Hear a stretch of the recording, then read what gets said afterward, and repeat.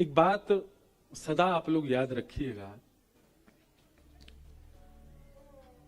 गुरु कभी आज्ञा नहीं देते। जो आज्ञा उनके मुख से निकल रही है वो सामर्थ्य है, आज्ञा नहीं। हमारी बात को बहुत ध्यान से और गंभीरता से सुनिएगा। गुरु आज्ञा नहीं देते, गुरु सामर्थ्य देते हैं। अगर गुरु आपसे कह रहे हैं कि आप सेवा करो, तो ये आज्ञा नहीं है। इसका मतलब है गुरु ने सामर्थ्य भी दी है सेवा की, वो सेवा आपसे बनेगी। गुरु अगर कह रहे हैं कि आप कुंभ जाइए, तो इसका मतलब आज्ञा नहीं है, सामर्थ्य दी है कि कुंभ में हमारा कोई कुछ नहीं बिगाड़ेगा। कितनी भी भीड़ हो, हम स्नान करें, कुछ भी हो, सब संपन्न हो, क्योंकि गुरु के मुख से निकला है। और यह भी बात है कि आप गुरु के प्रति निष्ठा कितनी रखते हो, तब गुरु की सामर्थ्य भी उतना ही रूप धारण करती है। अगर निष्ठा आपकी केवल किंचित मात्र है, तो गुरु की आज्ञा सामर्थ्य वह भी किंचित ही होगी। लेकिन गुरु आज्ञा के प्रति आपका भाव सुदृढ़ है, पूर्ण विश्वास के साथ आप आज्ञा का पालन करते हैं, तो गुरु आज्ञा नहीं सामर्थ्य देते हैं। हमारे गुरुजी ने हमको आज्ञा नहीं दी है, हमारे पूज्य पिताजी महाराज ने हमको सामर्थ्य दी है। आपकी सामर्थ्य से ही हम कर रहे हैं। व्यास मंच पर बैठने से 1 घंटा पूर्व हमारी दीक्षा हुई थी। प्रथम बार व्यास मंच पर बैठे 20 जुलाई 2015, और उसी दिन बस 3 बजे से कथा थी और हमारी कोई 11-12 बजे दीक्षा हुई। हमारा गुरु दीक्षा दिवस भी है। तो उस दिन सुन लो, बस सुन लो उस दिन आज्ञा नहीं दी है कि जाओ जाकर के व्यास मंच को सुशोभित करके अब कुछ अपने भाव प्रस्तुत करो। तब से लेके आज तक और आज से लेके अनादि तक हम जो भी कुछ कहेंगे वो गुरु आज्ञा नहीं है, गुरु की सामर्थ्य है। और ये मैंने अनुभव किया, क्योंकि हमारा सौभाग्य कि हमारे गुरु ही पिता हैं। तो पिता रूप में तो पुत्र का पिता का संबंध एक विचित्र होता है, अलग होता है। अब आप सबका कैसा है आपके पिताओं के साथ हमें नहीं पता, हमारा तो बड़ा संकोच ही है। हमारे पिताजी हमारे बगल में ही रुके, पर हम दिन में एक ही बार मिलते हैं बस। हमारा फोन पिताजी 5 बार उठा सकते हैं, पर हम हफ्ता में 1-2 बार ही करते हैं बात। संकोच ये सबसे ही है, परिवार में सबसे। कल यहाँ उत्सव जब प्रारंभ हो गया ना, तो उसके बाद मैं अपने घर वालों से मिला। कई लोग कहते हैं महाराज जी हमारे बालक आपके जैसे है, जाए निकाल के फेंक दोगे बाहर, हमारे जैसे है गए तो। घर परिवार से ज्यादा हमारो ऐसा नहीं है कि भाव नहीं है, पर बन नहीं पाता, क्योंकि लाल जी के पीछे ही पड़े रहे पूरे दिन कथान में और इनमें व्यस्त रहे, तो इतनी ज्यादा व्यवहार निभा नहीं पाते घर परिवार के जो निभाने चाहिए एक बालक को। और उसके पीछे कारण यह है कि हमको पिता ने सामर्थ्य नहीं दी, हमको गुरु ने सामर्थ्य दी है। तो गुरु ने जो सामर्थ्य दी उसका निर्वहन हम कर रहे हैं। 365 दिन में से 300 दिन तो भगवत चर्चा में ही व्यतीत होता है, और ये गुरु सामर्थ्य। पिता ने आज्ञा दी होती तो घर में ही लगे रहते, पिता ने सामर्थ्य दी होती, पिता की आज्ञा होती तो शायद परिवार पे ही ज्यादा फोकस रहते।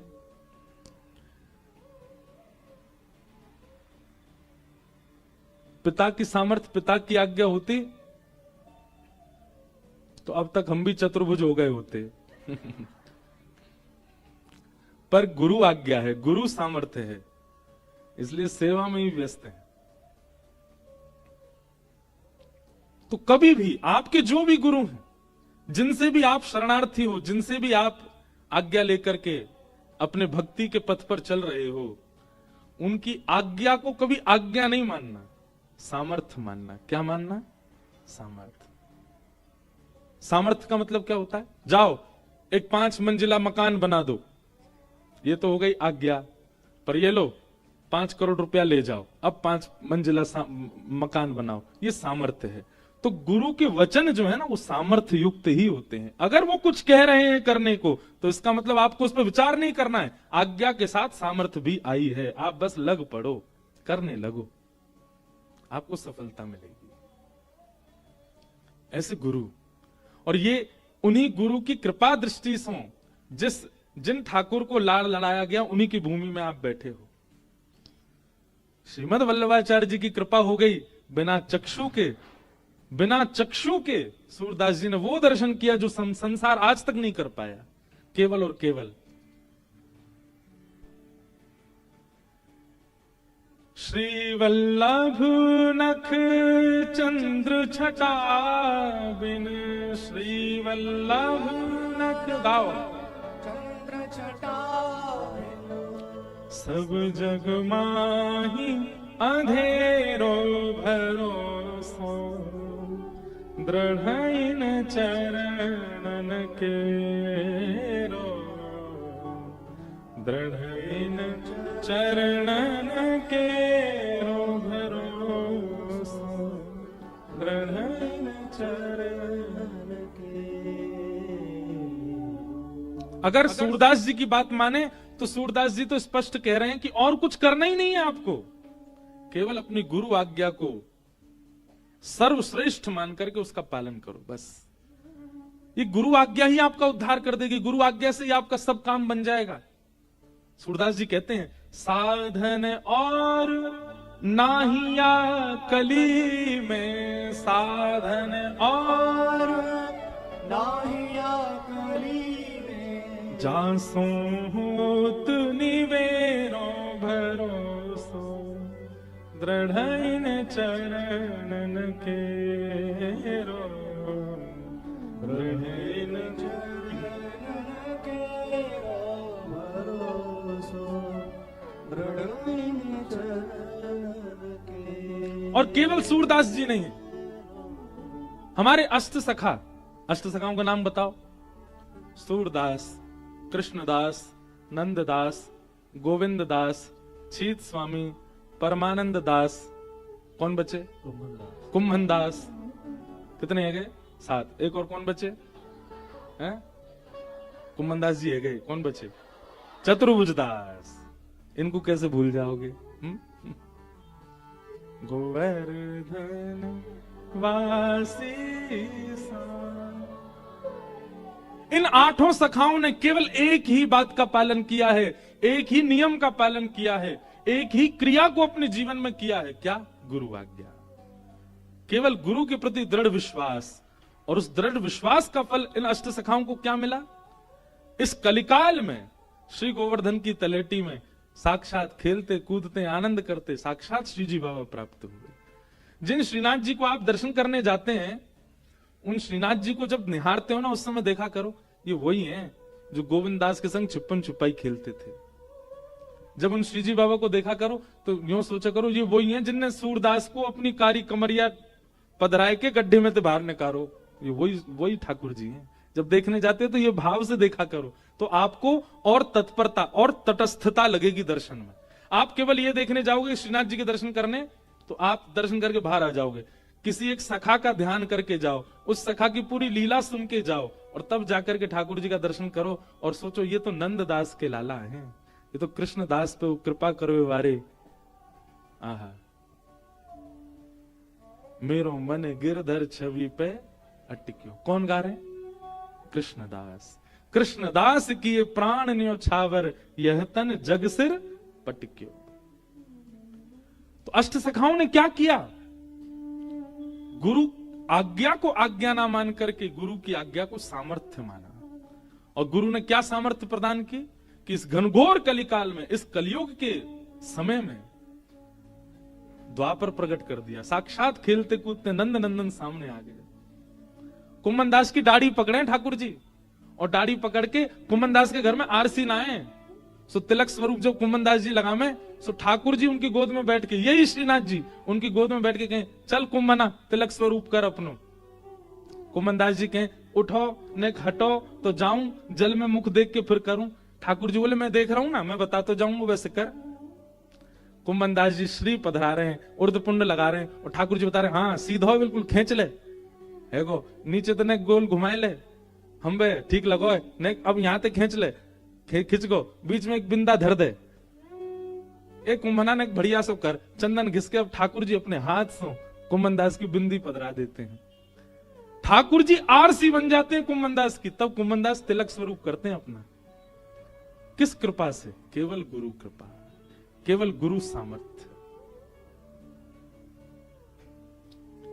और वही श्रीमद् वल्लभाचार्य हमको और आपको 4 आज्ञा दे रहे हैं बस। धर्म, अर्थ, काम और मोक्ष वैष्णव के क्या होने चाहिए? तो कल जिस प्रसंग से हमने प्रारंभ किया, वृत्रासुर की स्तुति।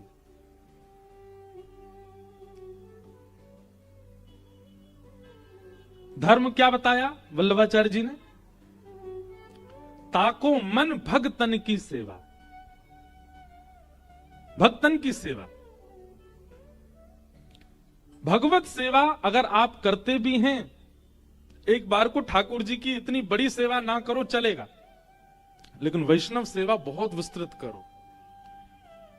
किसी वैष्णव की, किसी संत की, किसी प्रवक्ता की, किसी भगवत भाव वाले की सेवा वो ठाकुर जी से विशेष करो। वाकी सेवा से ठाकुर जी की सेवा अपने आप विशेष रहती चली जाएगी। लेकिन हम लोग ठाकुर जी की सेवा में खूब विस्तार कर रहे हैं, वैष्णवों की सेवा नहीं करते। आपको पता है ये उत्सव, यहाँ लाल जी जितने ठाटसों विराज रहे हैं, जितने ठाटसों आनंद कर रहे हैं,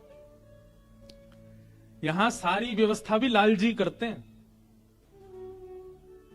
चाहे जो भी व्यवस्था जैसी भी है आपकी, थोड़ी बहुत अगर ऊपर नीचे भी है रही है तो भी ठाकुर जी कर रहे हैं व्यवस्था, इतनी तो सहनी पड़ेगी। कई लोग बेचारे पटेल समाज में रुके, हम भी वहीं रुके। हम पता वहां क्यों रुके? हम इसलिए रुके कि कोई कल को कोई ये शिकायत ना करे हम इतनी दूर क्यों रुक दिए, तो हम कहेंगे मैं भी तो रुका हूं यहीं पे ही, हम भी वहीं रुके।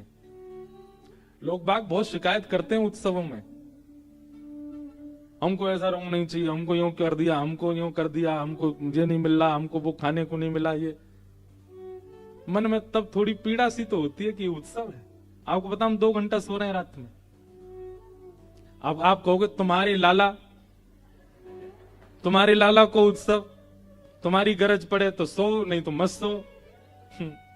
कहने वाले लोग ऐसे भी कह देते, पर मैं बार बार कहूंगा, जहां उत्साह की अतीत पार होती हो उसी को उत्सव कहते हैं। जहां हमारा गला बिल्कुल कथा लायक है ही नहीं इस वक्त, क्योंकि नहीं सोते तो खराश सी रहती गले में, लेकिन बस आनंद है, उत्साह है। हमारा मन तो करे कल चित्र विचित्र बाबा गा रहे, हमने अपने सब धाम धुल्ला से पंडित जी उठा उठा के खूब उछाले।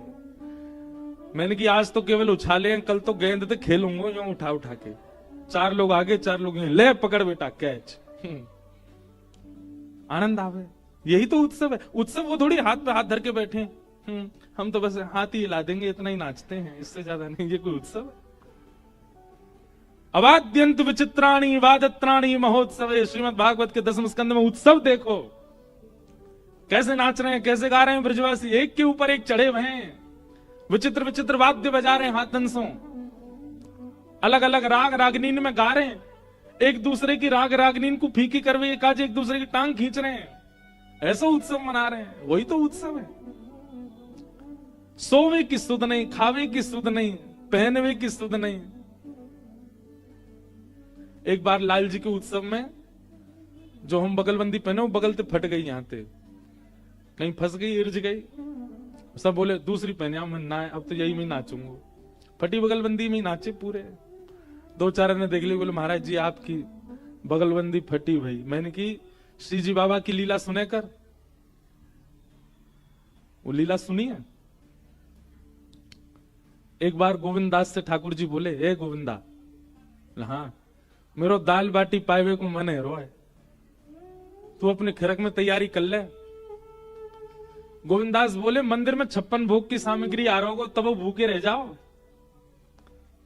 हमारे लाल जी श्री जी बाबा खावे के बड़े शौकीन खवैया ठाकुर हैं। एक से एक सामग्री सिद्ध करो, और आप जरूरी नहीं कि बना के मंदिर ही लेके जाओ, अपने घर में ही सिद्ध करो, वहीं आह्वान करो, लाला बहुत जोर को साग बनवाए, आ जाओ पा जाओ, ऐसे ही आह्वान कर लो, आ जाएंगे ठाकुर जी। ऐसा प्रिय लगा ठाकुर जी को।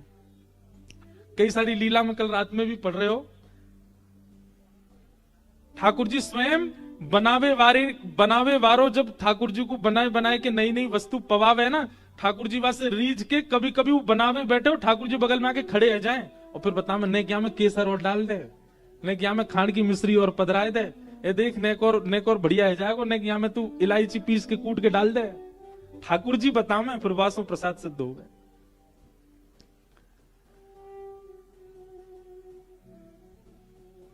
गोविंदास के यहां ठाकुर जी गए और पाए करके आए महाराज।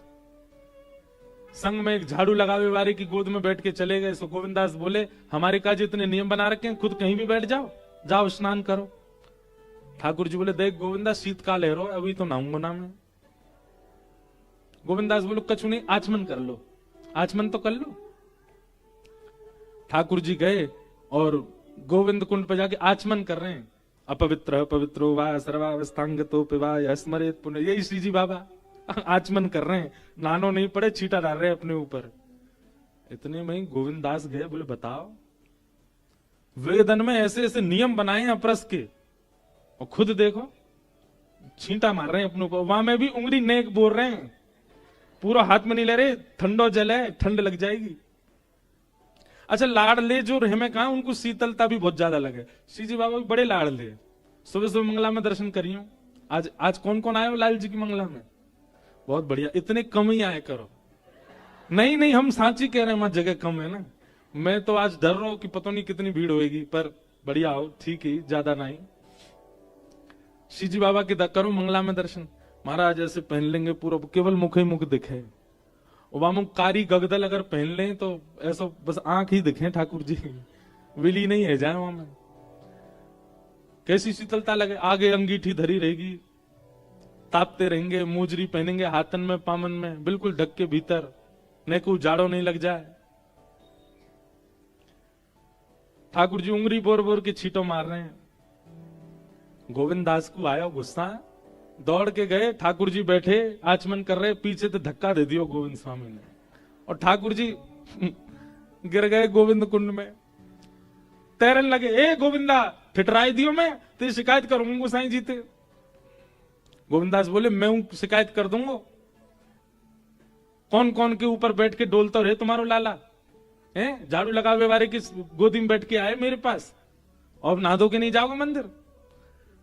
इतने में ही महाराज उत्थापन के घंटा घड़ियाल बजन लगे। ठाकुर जी दौड़े, सो ठाकुर जी की पीताम्बरी कोई वृक्ष के कांटों से इरज गई, वहां से न फट गई।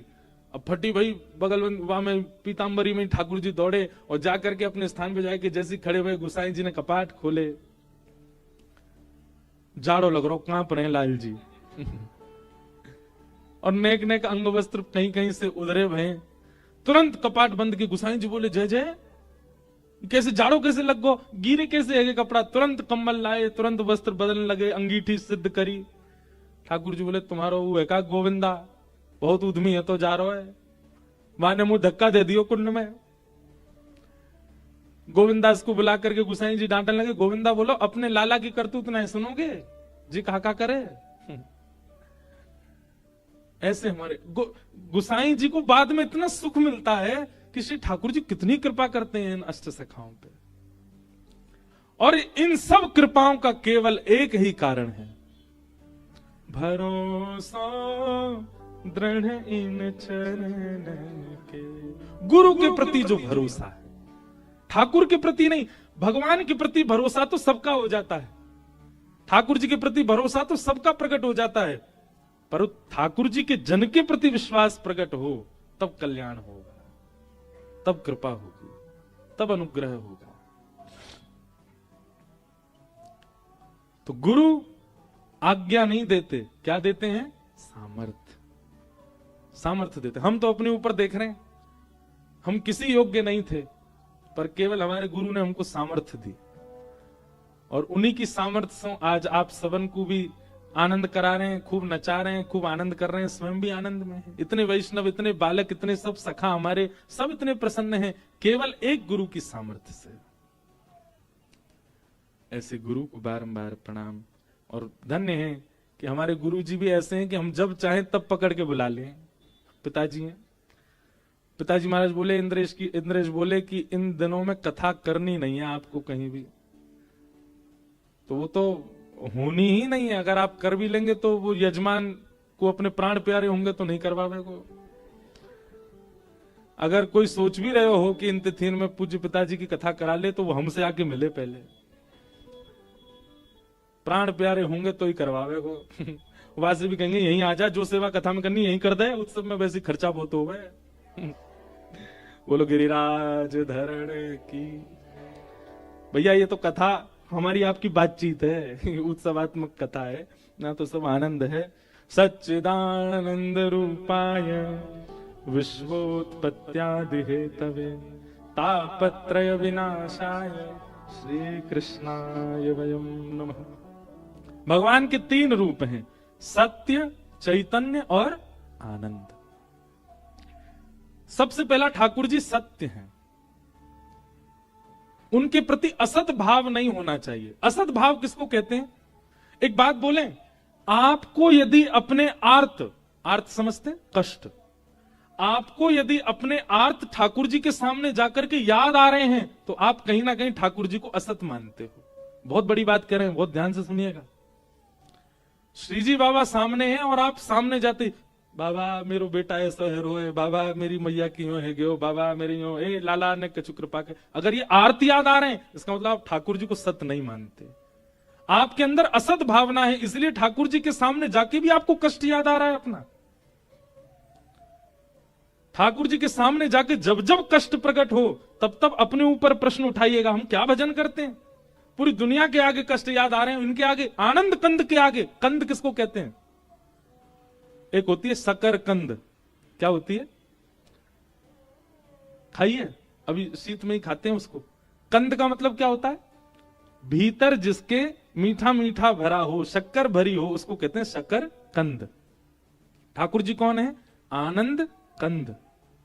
उनके भीतर आनंद ही आनंद है, उनके सन्मुख आनंद ही आनंद है, उनके प्रसाद में आनंद, उनकी आरती में आनंद, उनके गायन में आनंद, उनकी कथा में आनंद, उनके संस्पर्क की जो भी वस्तु आपके सामने आएगी सब में आनंद है, इसलिए उनका नाम आनंद कहते हैं, इसलिए वो आनंद कंद है। वास्तव में आप असली दर्शनवाद ना मानियो कि लाइन में लगे तब तक याद हती, हे श्रीनाथ जी हमारे इतने संकट चल रहे हैं, आप कृपा करियो, जैसी दर्शन देंगे ना मैं पूछूंगा सब, लेकिन जैसे ही ठाकुर जी के सामने गए भूल भाल गए, कहा सोच क्या सोच रहा हूं, अरे मैं कहा सोच रहा हूं बाहर कौन कौन से कष्ट है पीड़ा है बता तो दूं, लेकिन याद ही नहीं आई। इतने में वो सबरे वहां के जो सेवक रहे वो ले महाराज हाथ में कपड़ा, चलो चलो आगे बढ़ो। उनको यही सोचियो मधुमंगल श्रीदाम आई है, ठाकुर जी के नेक नेक सेवा के काज। अब पता चल गई ना लाला हमारो, ये पता कैसी बात है? देखो ठाकुर जी ने जब गिरिराज जी उठाए ना तो 7 दिना तक गिरिराज जी उठावे के बाद सब ब्रजवासीन के चित्त में लाला की इतनी महिमा है गई, इतनी महिमा है गई। अब तक जो ठाकुर जी को देख करके हास्य विनोद क्यों करते, अब ठाकुर जी जा गरी से निकल जाए ना, वह गरी के लोग आरती थाल लेके आ जाए, अरे लाला तेने गिरिराज जी उठाए, तेने इतना बड़ा पर्वत उठायो, सब तेरी जय जयकार करें, सब पूजें, नेक हमारे घर में पाम पधराए दे, नेक हमारे घर बैठ जा, नेक हमारे घर में दृष्टि कर जा। ठाकुर जी की इतनी महिमा है गई। मधुमंगल श्रीदामा बोले लाला की बड़ी महिमा है गई, अब सिक्योरिटी भी चाहिए लाला को। तो मधुमंगल श्रीदामा अगल बगल में ऐसी कपड़ा ने लेके चले और जो जो लाला को प्रणाम कर, सुन लाला स्पर्श करके गंदो मत कर, हमारे ही कल ले मार के भगा दे आगे, यहीं ते काम चला अपनो। तो ये जितने मंदिर में आपको सेवक देखे ना, ये मधुमंगल श्रीदामा सुबल तोक तन सुखा मन सुखा धन सुखा, ये सबरे वही है। और बीच में लाला देख ऐसे बैठा रखो बिल्कुल, लाला तू हिलियो भी मत, तो को पूछो देख कितने लोग आ रहे, हम देख लेंगे सबन ने, और जो चढ़ावा आओ वहां में तो बंटवारा कर लेंगे। दृष्टि बदलो, अपनी भावना बदलो, सब बदल जाएगा। ठाकुर जी आनंद कंद हैं, ठाकुर जी का स्थान आनंद कंद है, ठाकुर जी के कीर्तन आनंद कंद है, ठाकुर जी की कथा आनंद कंद है। उसके भीतर प्रवेश करने पर अगर आपको अपने कष्ट याद आ रहे हैं, इसका मतलब अभी आपके भजन में इतनी सामर्थ्य आई नहीं है। आप जो नाम जप कर रहे हो, आप जो ब्रह्म मुहूर्त में उठकर के परिक्रमा प्रदक्षिणा कर रहे हो, आप जो कथाएं श्रवण कर रहे हो, सबका फल व्यर्थ जा रहा है, क्योंकि ठाकुर जी के सन्मुख जाके भी कष्ट याद आ रहे हैं आपको। ठाकुर जी के सामने हम तो अपनी बता रहे हैं, हम तो जैसे ही जामे ना, हमें तो लीला याद, हमें जो हम कथा से सुना वो लीला याद आती है। आप वही हो जिन्होंने अजब कुमारी के संग जो है खूब चौसर खेल खेल करके और वाक को आनंद कियो। अजब कुमारी कथा पता है? ठाकुर जी के संग चौसर खेलती और जैसी खेलती महाराज वो इतनी निपुण खेलवे में कि वहां से कोई जीत ना सके। लेकिन जब जब ठाकुर जी के सामने आके खेलती तो कैसे खेलती, एक बार अपनी चाल चलती और फिर दूसरी बार ठाकुर जी की तरफ से चाल चलती। ठाकुर जी भीतर खड़े खड़े देख रहे हैं। लेकिन जैसे बड़े लोग बालकन को खुश करवे के काजे जबरदस्ती अपनी हार माने, ऐसी अजब कुमारी रोज हार जाती ठाकुर जी से। और ठाकुर जी मंद मंद मुस्काते, जीत गयो मैं जीत गयो, मैं तो आनंद में जीत गो। अजब कुमारी बोली, जाने ना है, मैं ही जिताऊं इन्हें रोज। लेकिन एक दिन अजब कुमारी बोली, आज ना जीतन दूंगी। और आज जैसी अजब कुमारी आकर के बैठी और वाने महाराज ऐसे ऐसे पासे डारे ठाकुर जी के आगे। श्री जी बाबा के प्रश्वेत के बिंदु प्रकट है गए, पसीना आने लगो ठाकुर जी को। सब रे सखा, सब मंदिर के सब जन खड़े होके देख रहे हैं। वो सब कह रहे हैं, बाबा श्री जी बाबा, श्रीनाथ जी आज तो हार रहे हो, अजब कुमारी जीत रही है। और अजब कुमारी ऐसे ऐसे पासे डारे, ठाकुर जी बेचारे घबरा गए। वास्तव में श्री ठाकुर जी को पसीना आने लगे। अजब कुमारी ने जैसे नेत्र भर के देखे श्री ठाकुर जी के मुखमंडल पर प्रश्वेत देख करके, अजब कुमारी बोली, हार गए, थक गए, मैं जिताए दूंगी आपको, लेकिन मेरी एक बात माननी पड़ेगी। ठाकुर जी मनी मन बोले, तू जो कहेगी सब काम करूंगा, तू मुझे जिता दे बस। और अजब कुमारी ने जीतते जीतते ऐसे पासे डारे कि स्वयं हार गई, ठाकुर जी जिता दिए।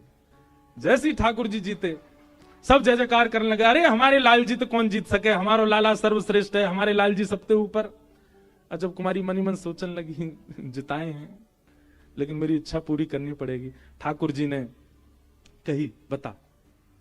बोले, मैं रोज ना आ सकूं गिरिराज जी, अब आप कृपा करो और पधारो मेवाड़ और विराजो में। और वही अजब कुमारी के लिए श्री ठाकुर जी मेवाड़ आ गए। अच्छा, ऐसा मैंने हमारे वैष्णव वल्लभ कुल के ग्रंथन में पढ़ी। कई लोग यह बात को माने ना माने, बात सब अपनी अपनी एक है। पर ऐसी एक कथा मैंने पढ़ी कि श्री गुसाई जी एक बार द्वारिका यात्रा पर जा रहे तो वे मेवाड़ रुके, तब ठाकुर जी गिरिराज जी में ही विराजते। बहुत ध्यान से सुनियो। तो मेवाड़ में तब गुसाई जी को यहां कछु अनुभव भयो, और गुसाई जी ने तब आज्ञा करी कि यहां श्री जी बाबा कभी पधारेंगे और विराजेंगे। लेकिन जब तक गुसाई जी धरातल पर रहेंगे, ठाकुर जी ने आज्ञा कर दी अजब कुमारी से भी कि मैं ब्रज छोड़ के नहीं आऊंगा। जब तक गुसाई जी तब तक नहीं आऊंगा। तो जब तक गुसाई जी रहे तब तक ठाकुर जी गिरिराज जी में ही रहे। वाह के बाद फिर ठाकुर जी ने योजना बनाई और गुसाई जी की भी बात पूरी करनी, अजब कुमारी की बात भी, आज्ञा भी पूरी करनी। वहां औरंगजेब भी बहुत क्रूर है तो जा रो, दूसरो या मेवाड़ को पवित्र करने मीराबाई भी पधारी, और भक्त की महिमा ना रह जाए, भगवान की महिमा हो, ऐसी भावना मीराबाई की पूरी करवे। ये सब योजनाओं को पूरी करने के लिए ठाकुर जी यहां पधारे। लेकिन ऐसी भावना और ऐसी बात भी कही गई है कि श्री गुसाई जी ही फिर दोबारा पधारेंगे, कभी अवतार लेंगे, फिर से वल्लभ कुल में ही यहीं यहाँ के सेवायत परिवार में फिर से गुसाई जी को ही अवतरण होएगा, और वे श्री जी बाबा को फिर से लेकर के श्री गिरिराज जी पधारेंगे, फिर से गोवर्धन में विराजेंगे। तो मैं तो भैया एक बात कहूं, हे गुसाई जी कृपा करो, आप ऐसे पधारो कि हम लोगन के नेत्रन के सामने ही श्री जी बाबा गिरिराज जी आ जाएं, गोवर्धन में विराजें और वहां विराज के सेवा सुख पावें। ऐसी भावना भी है। तो ठाकुर जी कौन है? ठाकुर जी सत्य हैं। ठाकुर जी को प्रथम स्वरूप कहा है सत्य। आप यदि उनके सामने जाकर के अपने कष्टों का चिंतन भी कर रहे हैं तो आप ठाकुर जी को असत मान रहे हैं। क्यों? ठाकुर जी सब जानते हैं। तुम जानत सब अंतर्यामी, तुम जानत सब अंतर्यामी, करनी कछु ना करी, ओ करनी कछु ना करी, मोरी राखो लाज हरी, मोरी राखो लाज हरी। राखो लाज हरी।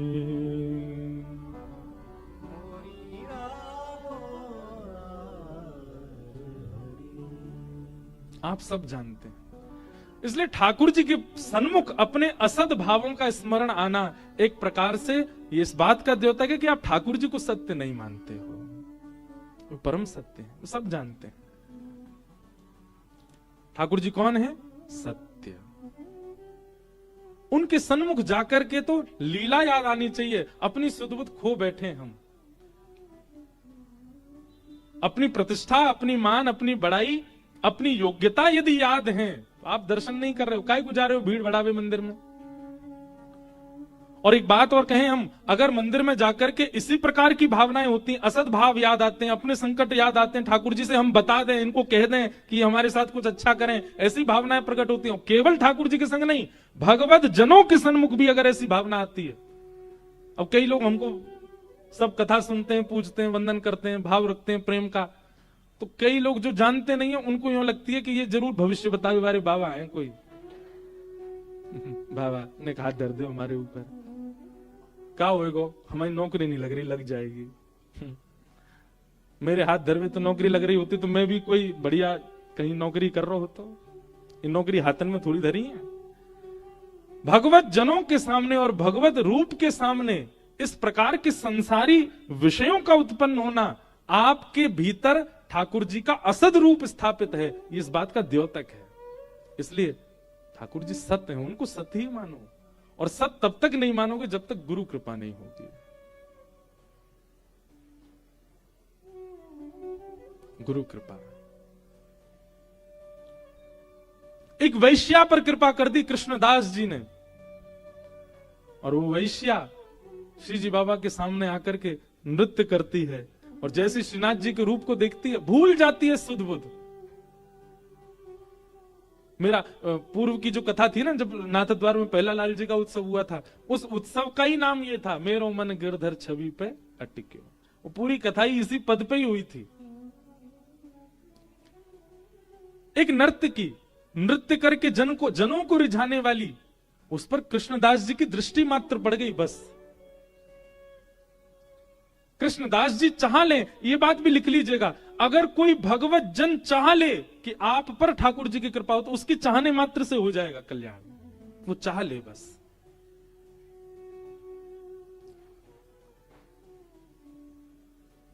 मेरो मन गिरधर छवि पेट क्यों, मेरो मन गिरधर छवि पेट, मेरो मन गिरधर छवि पेट क्यों, मेरो मन गिरधर छवि पेट, मेरो मन गिरधर छवि पेट क्यों। गाओ। मेरो मन गिरधर छवि पेट क्यों,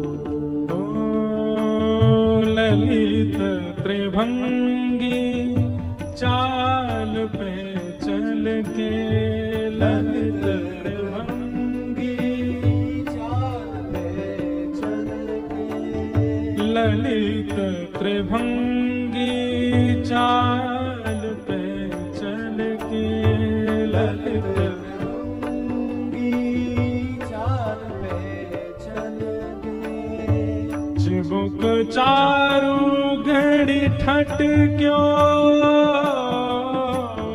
चिबुक चारू घड़ी ठट क्यों। ये पद बहुत भावों को याद दिलाता है मुझे। नाथ द्वार का प्रथम उत्सव याद आता है इस पद से। श्री जी बाबा का वह स्वरूप कृष्णदास, उस नृत्यांगना का वह नृत्य, सब याद आता है। ठाकुर जी की छवि प्रकट होती कैसी है? ललित त्रिभंगी चाल। हमारे अष्टसिखा कहते हैं, चाल अटपटी सो है बला तेरी, चाल अटपटी सो है। ठाकुर जी कैसी चाल चलते? अटपटी चाल चलते हैं। ललित ललित गति विलास वल गुहास, प्रणय निरीक्षण कल्पितो रुमान।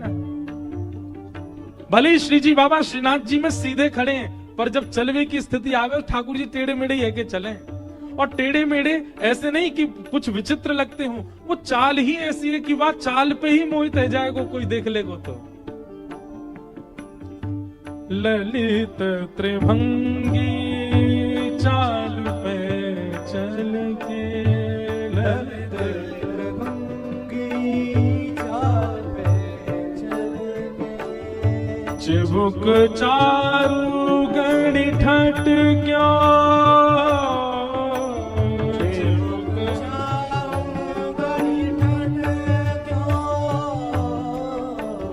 चिबुक चारु गणि ठट क्यों, चिबुक चारु गणि ठट क्यों, मेरो मन गिरधर छवि पेट क्यों, मेरो मन गिरधर छवि पेट, ओ मेरो मन गिरधर छवि पेट,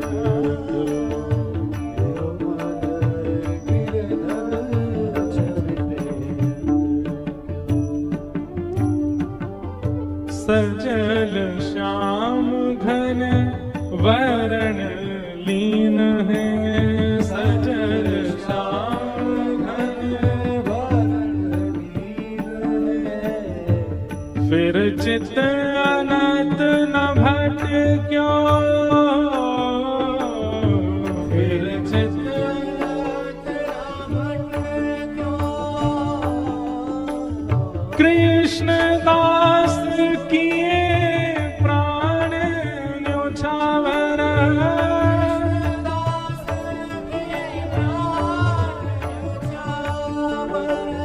कृष्ण दास किए प्राण न्योछावर,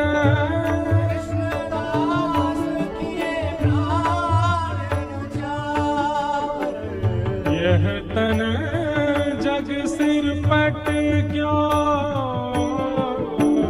यह तन जग सिर पट क्यों, मेरो मन गिरधर छवि पेट क्यों, मेरो मन गिरधर छवि पेट। कृष्णदास जी एक युक्ति बता रहे हैं यहाँ पर। ठाकुर जी के आगे जाते हैं ना जब हम लोग, रूप देख करके पैसा निकालें, धन निकालें, कोई अगर बहुत धनवान है मोती निकाले, सोना निकाले और हाथ में भर के ठाकुर जी की न्योछावर करे, ठाकुर जी की न्योछावर करके कोई को भेंट में दे। सारी भेंट ठाकुर जी की न्योछावर करके कोई और को दई जाए, पर एक न्योछावर ऐसी है जो ठाकुर जी की करके ठाकुर जी को ही दई जाए। कहा अपने चित्त पे हाथ धर के और ठाकुर जी से कहो, हे लाल जी आज इतने चोखे लग रहे हो, इतने मलूक लग रहे हो, इतने सुंदर लग रहे हो, अपने प्राणन को लेके आप पे न्योछावर करके आपको प्रदान करूं नाथ। कृष्णदास की ये प्राण न्योछावर। अरे लाला कोई 500 रुपया की न्योछावर है, इतनी ही सुंदर है बस। कोई सोने चांदी हीरे जवाहरात की न्योछावर, इतनी ही सुंदर है बस। आपके पास सबसे बहुमूल्य केवल एक वस्तु, आपके प्राण, वो आपको सबसे प्रिय है। कृष्णदास किए प्राण न्योछावर,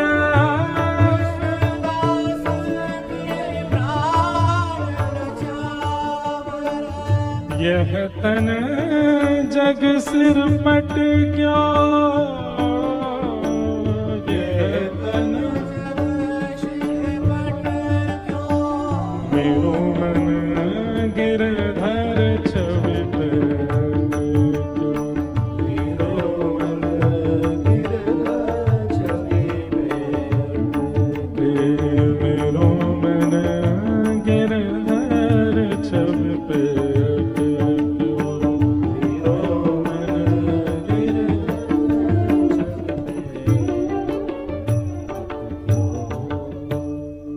हमारे पूज्य श्री तटीय स्थान वाले पूज्य महाराज जी, मैं जब भी तटीय स्थान जाऊंगा कितने भी पद सुना दूं महाराज जी को, जैसे ही जावे की आज्ञा मांगूंगा तो कहेंगे लाला अब एक बार मेरो मन गिरधर छवि पेट को सुनाए दे।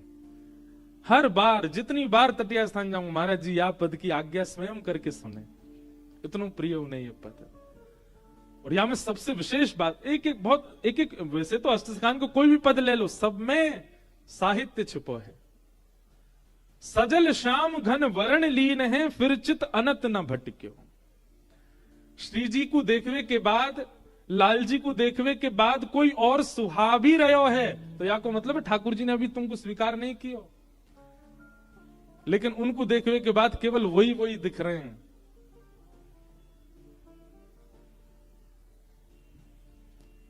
हमारे ब्रज में एक सखी भाई, उनको नाम पता कहा, चित्रा सखी। बरसानी में स्थान भी है चित्रा सखी जी को। चित्रा सखी वो, उन्होंने जोगन भेष धारण किया था। उनका नियम था कि वे जब तक रहेंगी किसी पुरुष को देखेंगी भी नहीं, स्पर्श तो बहुत दूर की बात। चित्रा सखी जी ऐसे रहती थी। लेकिन उनका नाम चित्रा सखी इसलिए क्योंकि वो चित्र बनाने में निपुण, और यह सरस्वती की विद्या थी उनको। सरस्वती जी ने वरदान दिया था, जाको एक बार देख लेंगी, एक बार देखते ही यथावत वा को चित्र प्रकट कर देंगे।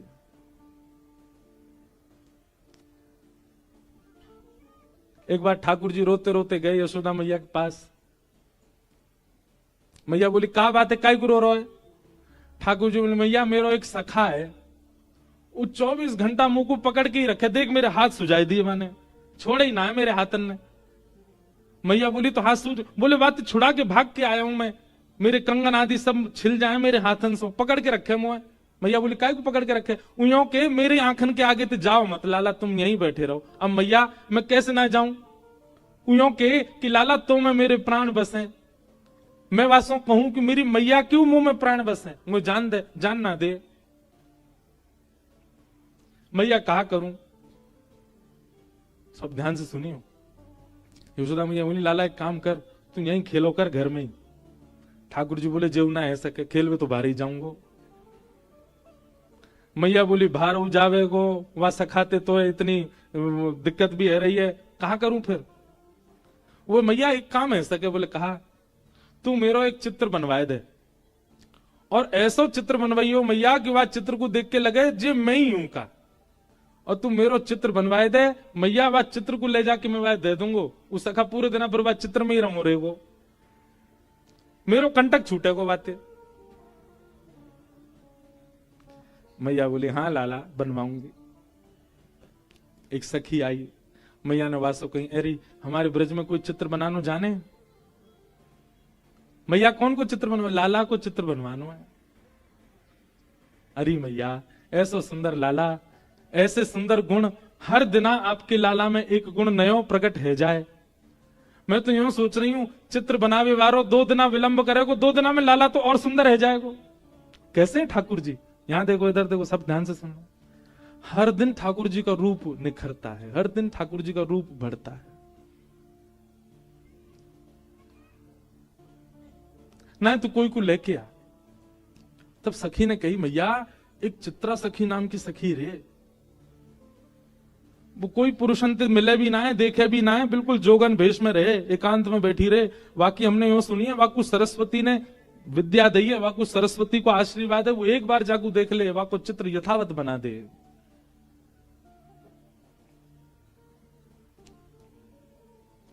मैया बोली जो कहेगी सो दूंगी, वाकु तू लेके आ, मेरे लाला को चित्र बनवाए दे। सखी गई श्री चित्रा सखी जी के पास और जाकर के निवेदन कियो, श्री यशोदा मैया ने बुलायो है, अपने लाला को चित्र बनवाएंगी। चित्रा सखी बोली मैं ऐसे कोई के चित्र ना बनाए करूं, ऐसे सबन के चित्र ना बनाऊं मैं, और मेरा कोई एक स्वभाव, मुंह को केवल सरस्वती जी की कृपा है मुंह पे चित्र बनावे की आज्ञा उनकी, बाकी ऐसा थोड़ी कि जो बनाया वही के चित्र बनाती रहूं।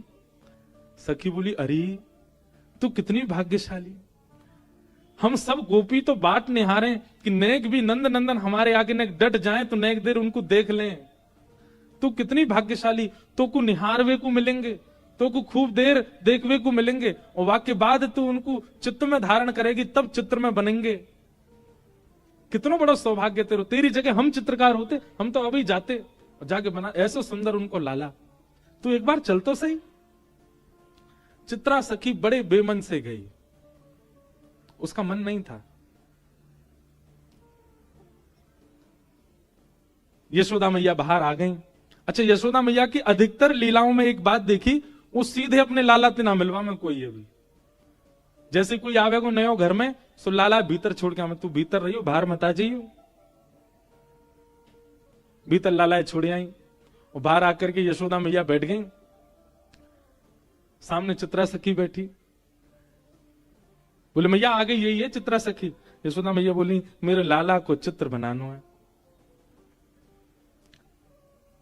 मेरो लाला बड़ा सुंदर है, ऐसी पीरी पीतांबरी पहने, ऐसी नथ बेसर पहने, ऐसे कानन में कुंडल धारण करे, ऐसे घुंघराले केश हैं वाके, केशन ने ऐसी गूद बनाए कि बीच में जूड़ों से बनाए ले, पांव में मोर पिछ लगावे, ऐसे गदमदरा से हाथ हैं, ऐसा सुंदर रूप धारण करे मेरो लाला, बहुत सुंदर है। तो मैया यशोदा जहां बैठी, वहीं ऊपर एक खिड़की भी हती, वहीं में खड़े खड़े ठाकुर जी सुन रहे हैं। बोले मैया मेरो रूप बता रही है, चित्रा सखी है। सो ठाकुर जी खिड़की पर खड़े भये, और वहां मैया को मुक्त चित्रा सखी की, और चित्रा सखी मैया को देख रही, मैया के ऊपर ही खिड़की पर ठाकुर जी खड़े। सो ठाकुर जी बोले मैया ऐसा रूप बता रही ना, दर्शन तो कराऊं। सो ठाकुर जी ने पर्दा खोले, और पर्दा जैसे खोले सो कहा कियो अपनी पीतांबरी वगैरह सब उतार दे, बिल्कुल नंगम है गए। मैया कह रही मेरो लाला तो पीतांबरी पहने, मेरो लाला तो गले में ऐसी माला पहने, मेरो लाला तो, ठाकुर जी ने पर्दा खोलो बिल्कुल नंगम नंगा। और चित्रा सखी देखे, भैया तुम्हारा लाला पीतांबरी पहने, हाँ मुझे तो नंगम नंगा दिख रहा है। मैया जैसे पीछे देखा, सोई ठाकुर जी पर्दा लगा लिए, तुरंत पीतांबरी पहन ली, गले में माला पहन ली, कान में कुंडल पहन लिए। कन्हैया तुरंत खोल के आए सो पीतांबरी, हाँ मैया। चित्रा सखी को तो यही मन हर लियो ठाकुर जी ने। बोले ओहो ये सामान्य नहीं है, ये साधारण नहीं है। हेरी तू तो यूं कह रही नंगम नंगा, देखो देखियो कैसी पीतांबरी पहन के ठाड़ है। चित्रा सखी के नेत्र सजल हो गए, कहा कहूं, बार बार वह सखी को देखे जो लेके आई, वह सखी को मनी मन धन्यवाद कह रही है, अरे तेने पहले ना बताई ये सुंदर श्याम, मेरो लाला बड़ो सीधो है। अरे चित्रा ने सुन ले, बहुत सीधो बेचारो, इतनो भोरो इतनो भोरो। अच्छा भैया, इतने में ठाकुर जी पर्दा खोल के आए, और दोनों हाथ लेके ठेंगा लेके और नृत्य कर रहे हैं, दो दतुइयां दिखा रहे हैं, और मटक मटक करके नाच रहे हैं। चित्रा से करी, हाँ भैया बहुत सीधो है। मैया पीछे देखे, सोई ठाकुर जी पर्दा कर ले, अरे लाला सोई में बिल्कुल, हाँ मैया बोल मैया, कहाँ कह रही मैया, तू जो कहेगी मैया सो करूंगा, तू बता तो। चित्रा सखी बोली मैया वास्तव में सीधा हो तुम्हारा लाला। ठाकुर जी को जाके चित्त पे अपना प्रभाव डालना हो ना, वहां को अपने सब रस दिखा देंगे, और जाके चित्त को ठाकुर जी को कोरो ही छोड़ना हो ना, वहां को श्री जी बाबा हर दिन एक जैसे ही लगेंगे। कल भी ऐसे ही है, हमारे पूज्य नाना जी, जब मैं कभी श्रीनाथ जी नहीं आयो, आपको जान के आश्चर्य होगा, हम गिरधर लाल की सेवा, लाल जी हमारे घर पधारे इतनी कृपा करके।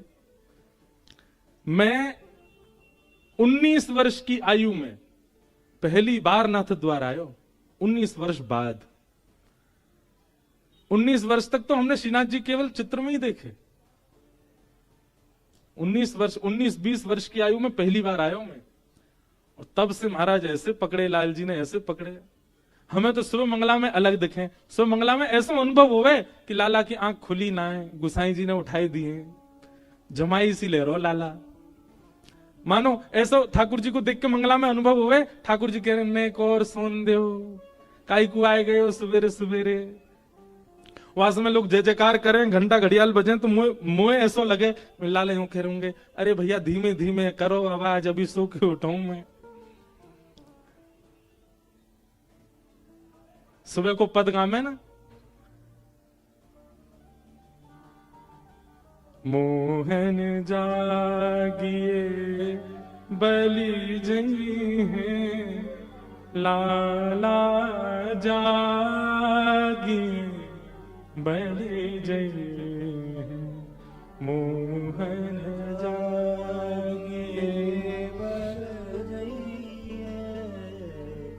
लाला जागिए पीत रजाई दूर कर मुख ते, पीत रजाई छाण दे अलसई लाला, छाण दे अलसई। यशोदा मैया ऐसे ना उठावे, कैसे उठावे? पहले सिगड़ी सिद्ध करे मैया, सिगड़ी सिद्ध कर दे, इतनी देर में दूध औटाई दे, लड्डू सिद्ध करे और सबरी व्यवस्था लाला उठे वासे पहले मैया सब व्यवस्था कर दे, दूध लेके जावे, लड्डू लेके जावे, सिगड़ी समीप रख दे और वहां में पहले अपने हाथन को सेके मैया, और जब हाथ ने ताते ताते है जाए मैया के, तब रजाई के भीतर धीमे धीमे हाथ डाले और लाला के हाथन को, पामन को धीमे धीमे स्पर्श करे। लाला उठ जा मेरो लाला, हमारी तरह ना ठंडे शीतल बिल्कुल महाराज, बिल्कुल ऐसे हरे बर्फ। और वही तो ठाकुर जी उठाए के बैठा दिए, ठाकुर जी ठिठर जाते होंगे। यशोदा मैया से सीखो सेवा पद्धति। तो धीमे धीमे हाथन से फिर लाला के पाम स्पर्श करे,